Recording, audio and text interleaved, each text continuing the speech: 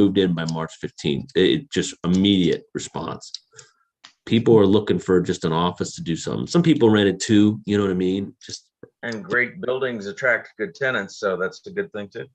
Right. Yeah. So we're full up. I mean, we got a full parking lot, and it's not Navigate because we're off today. So it's not a full parking lot, but there's 10, 15 cars out there. So everybody else seems to be working. What's the business demographics of those tenants? So is it mostly, well, I'm sure it's all professional, but is it in insurance, banking?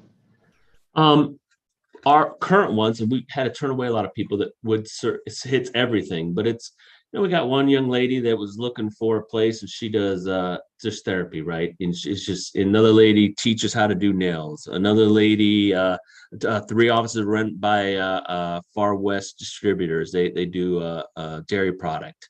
They're logistics and commodity cells. Another 2 were, I don't remember what those folks do, but just across the board. I mean, it's little just business. One guy just doesn't want to be in his basement anymore. And his wife said, you need to get out. So he uses his office, and he's in there on the phone all day long on Zoom calls. So I don't know why he didn't like his basement, I know. Sunlight, Well, let's go ahead and get started. I think we actually have everyone here. My name's Emily Andrews. I'm the Executive Director of the U.S. Green Building Council, Missouri Gateway Chapter. Welcome, glad to welcome everyone here today.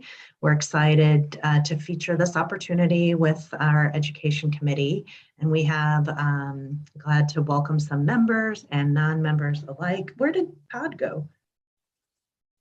We lost him. Am I right? Sorry. Oh no, I don't see him. No. There he is. There he is. You went invisible. Yeah. All right. That's funny. There he is. Right.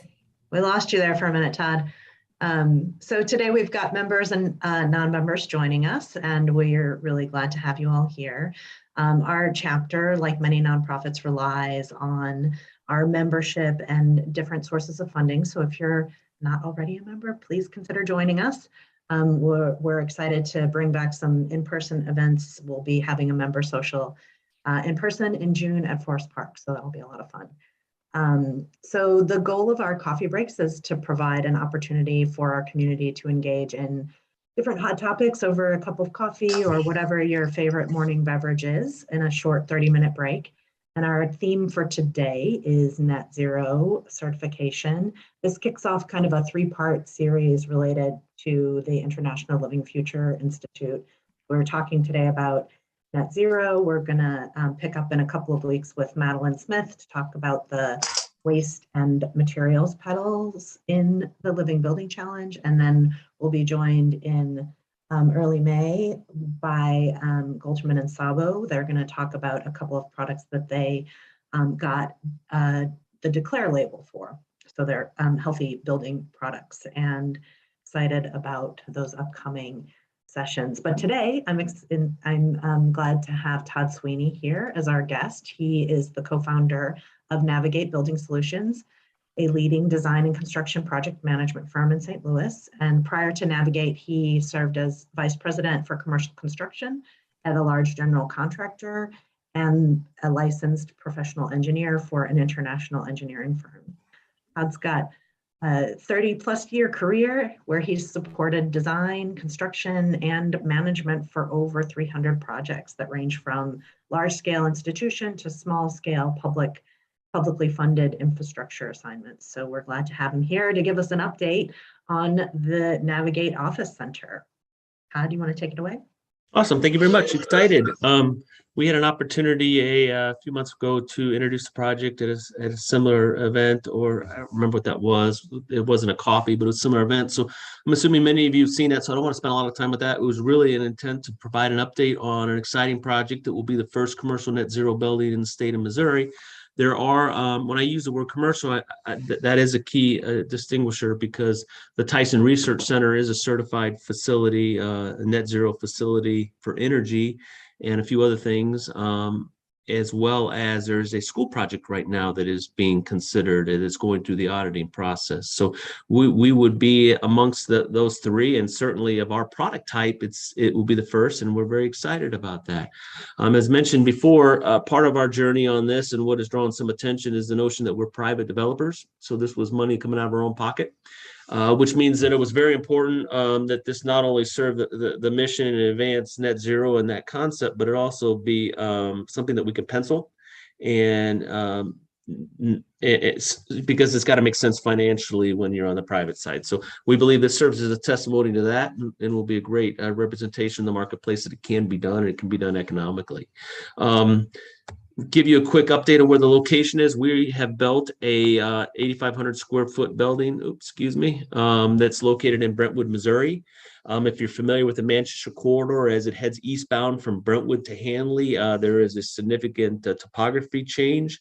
And that whole area is being redeveloped by Brentwood as a leading entity. Has invested $95 million to rechannel the Deer Creek Riverway, which runs parallel there and has flooded that stretch of Manchester for years. The ultimate vision is to have something look like what's shown on the bottom here, which is a redevelopment of the entire corridor. We actually procured ground where you can see with the Navigate logo there in that potential future development. Okay, so everybody knows where we're at.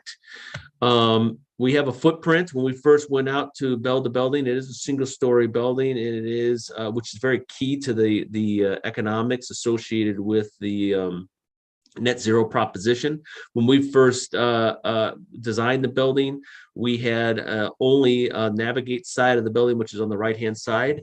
Since then, we have done a co-working space on the left side. It includes 18 offices, all of which have been leased within the first month of our opening of the building. So we are a fully occupied building.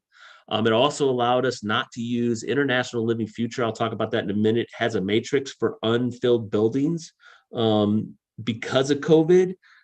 We will not have to do any of those kind of calculations since we are a fully occupied building, and we started the auditing process. We're through the first month, started March 1st. So it all coincided with us having a fully occupied building. Just makes the math simpler, quite frankly. And nobody can really challenge it at that point because we'll be fully using every bit of energy that we had anticipated. As I mentioned before, when you look at net zero and you look at the idea of generating as much energy as you use, there's some certain things that you're looking at that allow you to pencil that. We went through it at length before. I won't do that again. One of the things that's key to our project and our property is its alignment. South is at the bottom of our site, north is on the top. All of our solar panels are facing southern, and because Manchester runs along the south side of our property, we don't have any buildings that are currently nor planned to impinge on the solar gain that's coming from that direction. So we really had an opportunity to lay out an entire 8,500 square feet that had the ability to maximize the solar gain should we design a system to go on top of that, which is exactly what we did. We did choose, as many of you know, there's 2 certifying agencies right now. I think the U.S. government may come out with one as well at some point, but there's International Living Future Institute, and then there's PHIUS. I'm not even trying to pronounce that, but they call it Passive House, I believe. We chose to go with International Living Future because they focus more on commercial buildings, less on residential, and there was some more acknowledgement of it being a more just more recognized solution for commercial buildings. They also keep it very simple. So when we talk about net zero, the way they define it is 100% of the building's energy needs on a net annual basis must be supplied by on-site renewable energy. Another kicker is no combustions allowed. That sometimes is confusing to people because of this notion that, well, doesn't gas burn cleaner than other sources? And the answer is yes. However, on an international level, there's a belief, my understanding, what I was told is there's a belief that if we can get everybody on the grid, we can move the dial worldwide and nationally a lot easier through energy generation sources than we can individual buildings. So the thought is we can clean up the source, and if everybody's using the same source, then we can clean up our environment. Any questions on that before I move on? Great. Our building, as you know, is designed as a 78 kilowatt system, generating 107 kilowatt hours a year. We anticipated and modeled using 96,000. We had friends at IMEG that did the modeling for us. so that we could ensure that we were at least going into this with some hope that it would be successful. We also have a pretty robust online monitoring software that allows us to meet the auditing requirements of International Living Future that was provided by the solar company. So we were not out of pocket on that, but it's nice to be able to pull it up on a daily basis and reflect on how it's going. We had presented a number of steps of this process. I can tell you today, rather than going back through them, unless anybody would certainly has questions, I can answer them later. But we're on the verify use and generation over a 12-month period. That's the step we're currently on. We will have a final audit that will take place in March of 2023, and we should be at that point successfully certified as a net zero building. We have, this is what it looks like, guys. It's built. This is the top of our building. We used every inch of our roof to put panels down. You can see how they're faced. Straight Up Solar was our installer and provider, and they could certainly give you all the details on the panel technically that I cannot. If you ever have a question, I can certainly provide a contact person for that organization. We did put all of our equipment on the inboard of the building.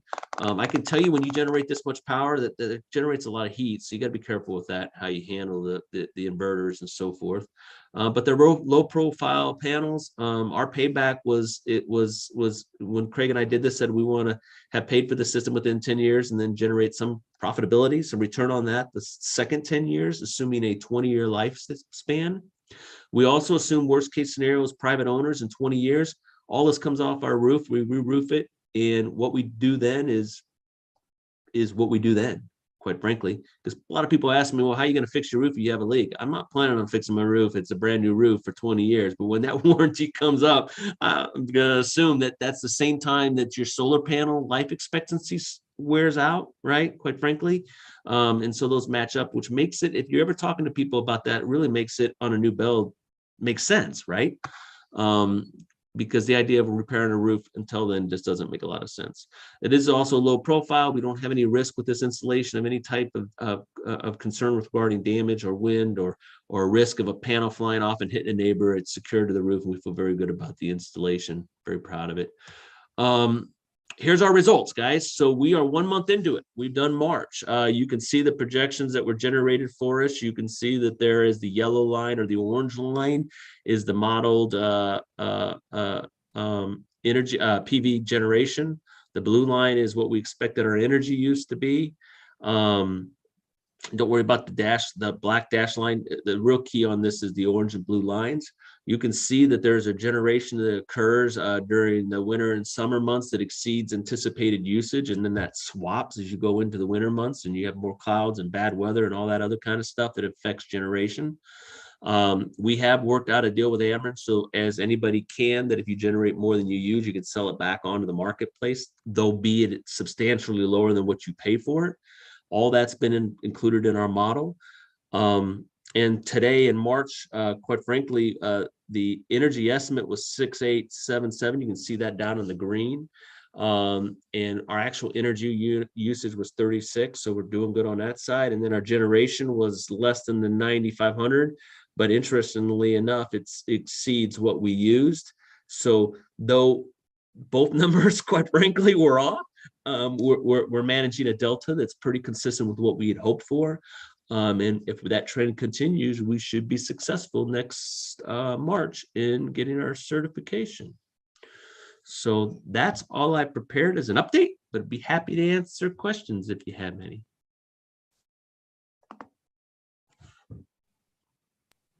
This is Ralph Bickness. How are you, Todd? Good. Thanks for the presentation. Mm-hmm. Appreciate it. Have you had a chance to look into why your actual energy use is quite a bit lower than the modeled energy use?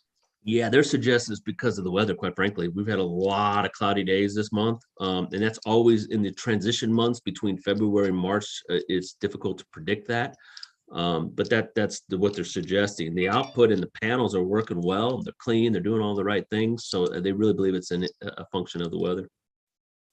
Yeah, well, I understand that part. What I was really trying to get at is your energy used is quite a bit lower than what you modeled. Thank you. That was because IMEG was way conservative. Yeah. So yeah, I was just wondering if you had a chance to just figure out why, because It, it's always a puzzle, you know, to figure it Right. out and get good usage data and get good, you know, get good background data. right. Yeah. And in March, quite frankly, we've had some warm days, so that was helpful. That made a big difference. But no, we try really hard. I mean, our tenants aren't allowed to have space heaters. You know, we try not to. We felt we had a very good a manageable system with our employees, and everybody's on board for it. So I think it's quite frankly, not only is the building performing well, but the operations of it and the collaborative nature for which everybody is trying to be sensitive to the notion that we just don't want to be wasting energy, has been very successful. All right. I have some other questions, but I'll give some other folks an opportunity, and then given time, we'll come back. Sure. Hey, Hey, Todd, I did have a follow-up. Oh, I did have a follow-up question to your comment about not allowing the tenants to use space heaters. Mhm. Do you have some sort of agreement with them about limiting the amount of energy they can use, like plug No. loads or anything like that? Nope. So we have central systems, and we manage, you know, as everybody does. We didn't put we didn't incur a lot of money in HVAC controls. It was never our intent to just have to spend a ton of money doing all the things that you would normally do if you were trying to get a LEED certified building. No right or wrong, but again, as I mentioned in the earlier presentation, many of you may or may not have been at, we had a very singular focus: energy use and energy generation. So being a LEED accredited professional, and half my company is, we recognize there's a lot of things you can do to enhance energy efficiency, but they sometimes can cost you money as a private developer that you're not interested in spending. So one of the things that we did do was have some pretty general mechanisms to control the temperature in the space. We've not had anybody complain. We do have a lot of averaging thermostats, so everybody feels like that they're, you know, their space is in the mix. And then in our lease agreement, we do clearly indicate you cannot have space heaters, and really that's it. It's just the space heaters. You want a fan, you want a refrigerator, you can do that. But it was the space heaters that we're trying to avoid.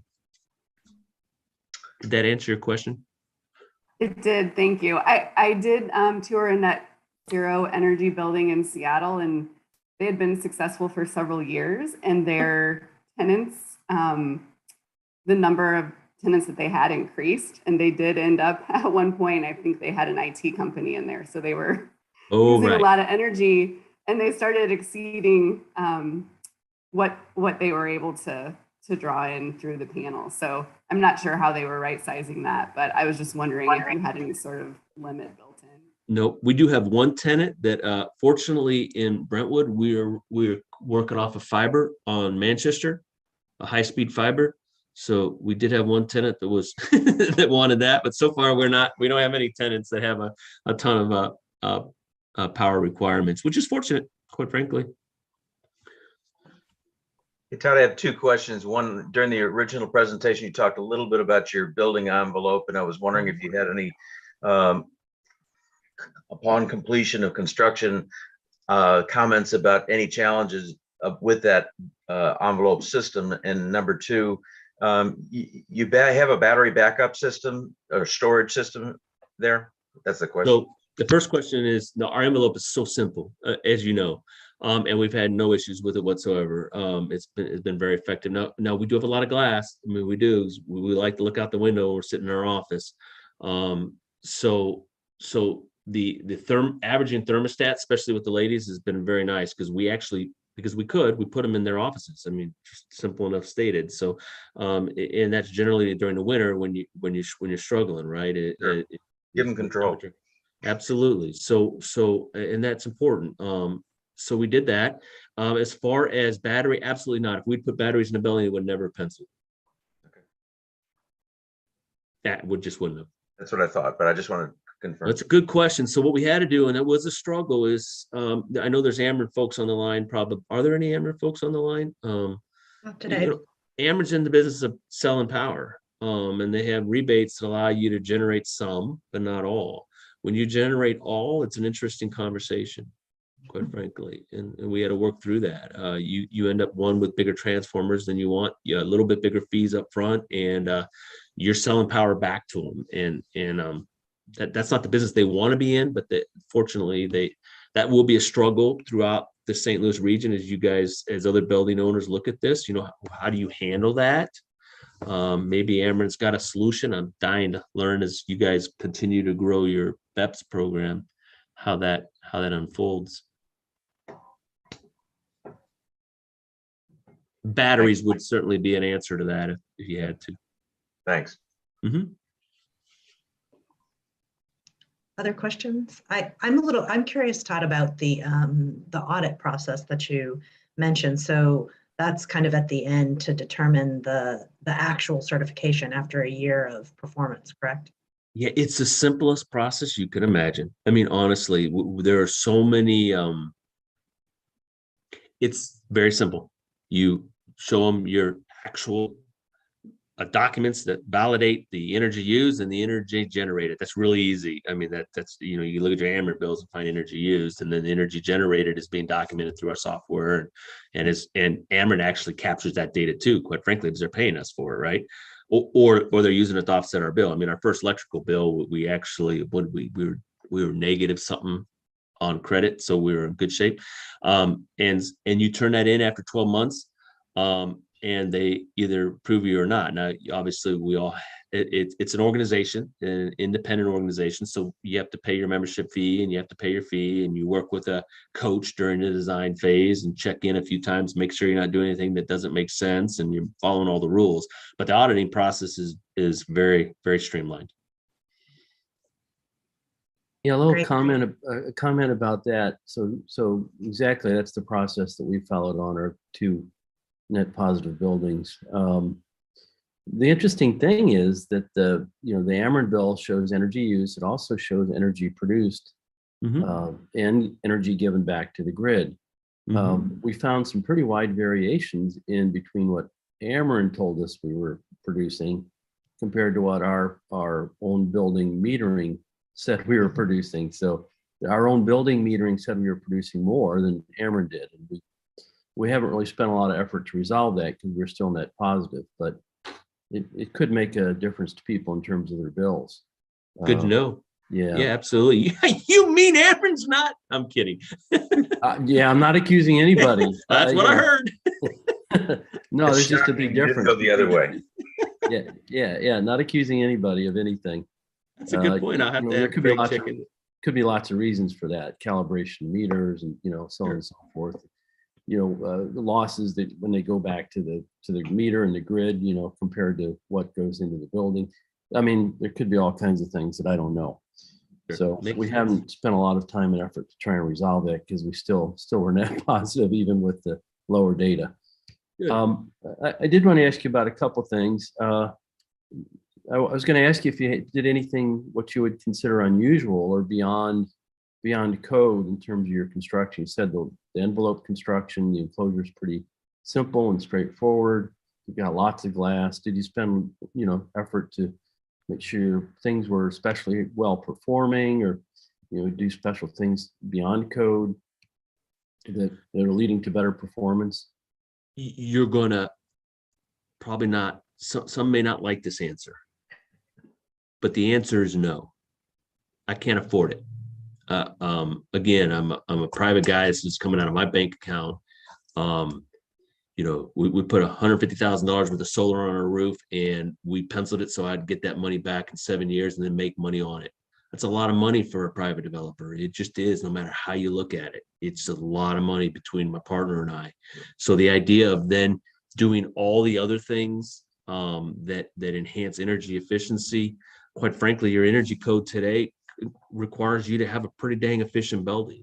Your new equipment, we got 4 rooftop units on the roof. I mean, they're nothing special, guys, but they're energy efficient because it just is. Controls is important, but I can't afford to have thermostats and separately zoned offices throughout the building. I could never have afforded that. So the idea of doing it with averaging and getting cooperation from your team to set the standard that we're all in this together. There's been nobody that's walked into my office with a complaint. So we didn't do anything fancy. We didn't put any super duper systems in. I think if I was going for to have a showcase facility that showcased all that's available in the marketplace, we could have done a whole lot more. And I'm not suggesting it's not valuable to some people. It just wasn't me as a private developer. And I think that is the testimony here, is the suggestion that we can do the right thing and get net zero if that's the bar we're trying to jump over very cost effectively. Yeah, thanks. I think that's a good lesson to show that you can still do it if you just meet code. Mm-hmm. And you know, an eye to cost efficiency. Mm-hmm. You know, you mentioned your balance, you're averaging thermostats. So I actually have that at home. You can do it with Ecobee, you can do it with Nest, you can have little sensors that you put in different rooms, and it kind of adds that. I happen to have 2 zones, given the stacking in my house. But you know, you mentioned you don't have multiple zones in the office building, which seems a little unusual given, you know, you've got a lot of solar gains from the south, you've got east and west windows, you've got north windows, with, you know, tend to run colder, especially in the winter time. Sure. So do your balancing thermostats just average throughout the entire, both sides of the space, or, you know, you've got different RTUs? I saw what, 4. 2 or 3, 4. Okay. If you take our rectangle and divide it into 4 quadrants, each one serves that. So you've got a north and a south quadrant on both the tenant side and our side, right? Okay. So then what you're really worried about are the folks that are on the east and west with the windows. So the averaging thermostat allows us to pull the common space that's in the center. Again, with our building, we did the traditional style. I'll honestly tell you guys, the whole incubator workstation approach that we were all designing and building over the last 20 years is really tough with Zoom calls, right? I mean, we all know that. We're all struggling with that. So we wouldn't have done the open office area as much, quite frankly. However, having said that, we do have open office. We got a full kitchen, you know, we got we got a living room in our building. So those areas would take 1 thermostat. The offices on the east and west of the quadrants take a thermostat. And then you're absolutely right. You have a lot of solar gain coming off of the south and north, you know, south facing, obviously. So that takes a thermostat. And again, we all keep our doors. It just hasn't for some reason been a problem. And that could be the fact that we're a small building. Maybe this only works in this simple notion on a small building. Maybe, I don't know. We certainly have the ability to study that as well as you do for different clients, but we just really refuse to overcomplicate it. Well, I think it worked really well with the 4 rooftop units to have one serve different orientations. So that does create some zones responsive to the sun. Yep. So yeah, I didn't mean to say we just had one, and that was a good correction. So thank you for clarifying that, Ralph. Other questions for Todd? Well, I have another if no one else does. So we're seeing a lot of interest with climate change, certainly within the architectural profession, maybe not our clients so much, but in concern about climate variability, you know, changes in temperature over time. In particular, you know, the models suggest the average for our area over the next 40, 50 years is going to go up about 7 degrees Fahrenheit for our peaks, and that's a lot. So, you know, we're seeing concerns from the architectural profession about the buildings we design now being able to be future proof, you know, to have the capacity to deal with that added change in climate.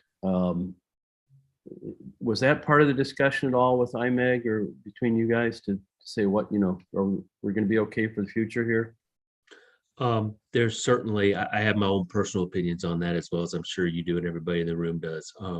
We did not allow that to play into our decision. We have very clear and defined predictable data that comes out of ASHRAE, obviously, that gives you your different peaks and lows and design criteria.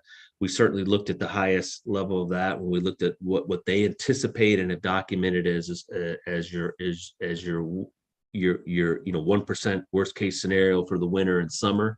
For us to suggest or make a business decision on speculation beyond that was not something we were interested in doing. Fair enough.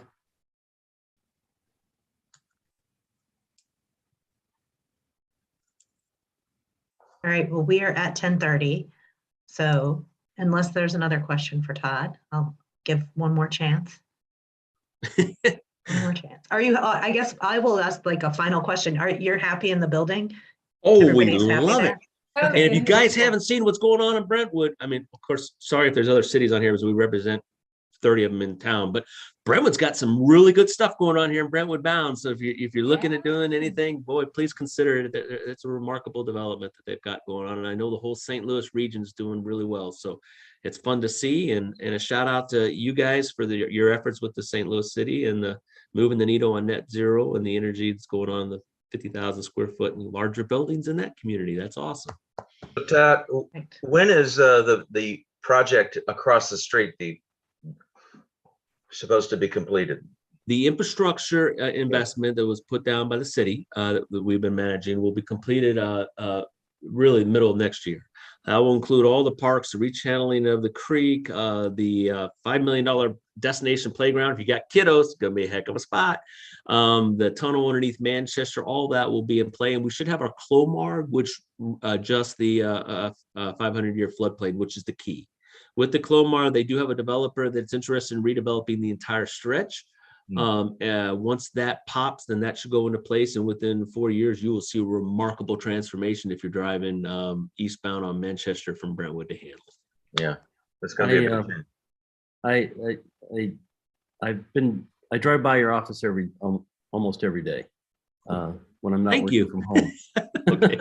It's our office. Why, but so yeah, I drive that route, and so I've got to watch the building go up, and I see you're elevated. You know, the building's elevated. So one thing I have noticed is over the years, the incidence of flooding, you know, through that stretch of Manchester Road has increased, and obviously that's part of the reason that the big waterworks is going on right now.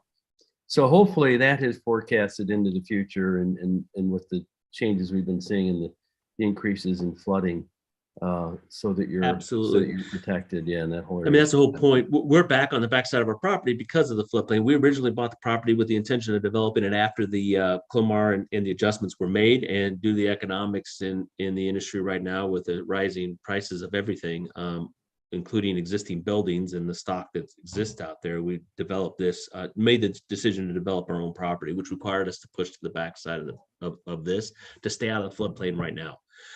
So right now our building's completely out of the 500-year as it's defined.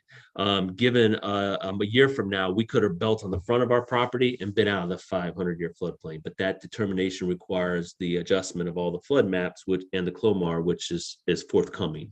That certainly is what the development is waiting on, and will drive that decision. So it's fun. A lot going on in our city. Everybody should be excited. Yeah, I put a few links in the chat for you guys to check out.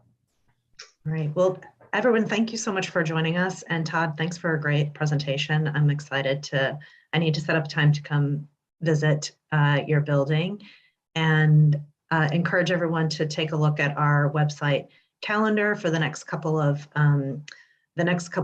coffee breaks focused on ILFI and living futures type topics. I will just close out by saying that we are going to do a 2-part charrette with Earth Dance Farms in May on the 17th and the 24th to help them envision a new water-wise restroom facility. So that'll be really focused on net positive water and waste, the other two pieces of the puzzle outside of energy. So if the topic is of interest to you, that might be a fun way to get engaged. And again, Todd, thank you so much. Hope everybody has a great weekend, a good Passover, a happy Easter, all the different holidays that are happening at once.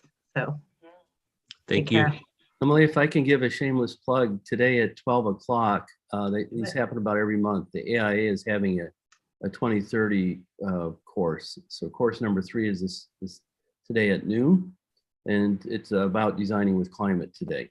So if folks are interested and haven't signed up, you have to go to the AIA website, AIA St. Louis, to sign up for that. But and there will be a wonderful moderator. Ralph will be moderating for us. I am moderating today. Yeah. Thanks. Yeah. Yes. Yeah. We're very excited to have you do that. Great series. Great series. I will be there. So. All right. Thanks, everyone. Have a good rest of the day.